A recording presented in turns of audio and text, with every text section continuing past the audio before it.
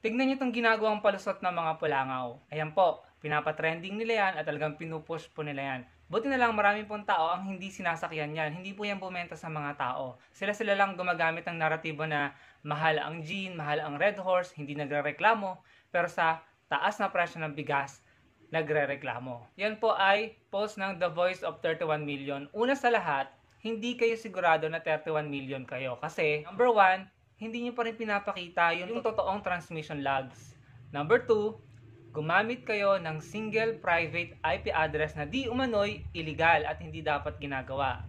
Number 3, marami nang tumiwalag, nag-iyakan at nagsisi sa kubol nyo. So, hindi po kayo 31 million. Mga kilalang tao, personalidad, celebrity at mga influencers, vloggers pa, yung mga tumiwalag at sinasabing nagsisi sila. So, baguhin nyo po yan, hindi po kay 31 million, baka nga kami pa yung majority. Pangalawa, yung comparison ng presyo, nakalagay dyan 75 pesos daw yung jean. Ang alam ko, 25 pesos lang po yan, pero double check nyo po. And regardless, kahit mas mahal pa yung jean, the reason why yung mga tao nagrereklamo sa taas ng presyo ng bigas is dahil number 1, hindi lahat nag-iinom ng gin or ng Red Horse. Hindi lahat may bisyo, Number 2, hindi mo pwedeng lutuin ng gin or Red Horse ng 3 times a day at ipakain yan sa mga anak mo at sa pamilya mo ng 3 times a day sa araw-araw. Kapulpul yung palusot nyo, Sa inyo lang yung bebenta, hindi sa matatalinong Pilipino, Sa bagay, yan ang style nyo, yung manlinlang at mag-udyok, sa mga taong madaling mapaniwala. Pero unfortunately for you, marami man kayong mapaniwala dyan, pero hindi lahat mapapaniwala dahil marami pa rin Pilipino ang nag-iisip at matitino at matatalino. Bakit ba hindi nyo matanggap or hindi nyo maamin na sablay, na may problema na kaya nga yung mga tao ay nagko-complain, nagrereklamo kahit mga kakubol nyo dahil alam nila na may problema na. Bakit hindi nyo matanggap na yung mga nagrereklamo ang dahilan kung bakit kumikilos na ang pamahalaan?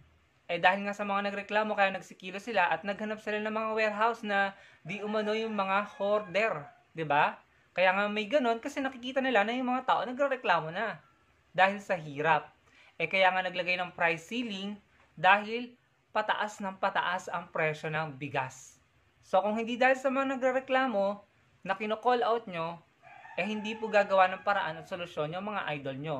Gusto nyo ba maging incompetent sila? Kaya yung mga netizen talaga namang hindi na nagpapaawat, nagvo-voice out na sila, nagpo-push back dahil yung mga gantong uri ng palusot, justification, kapag yan po ang namayagpag, kawawa po ang bansa natin.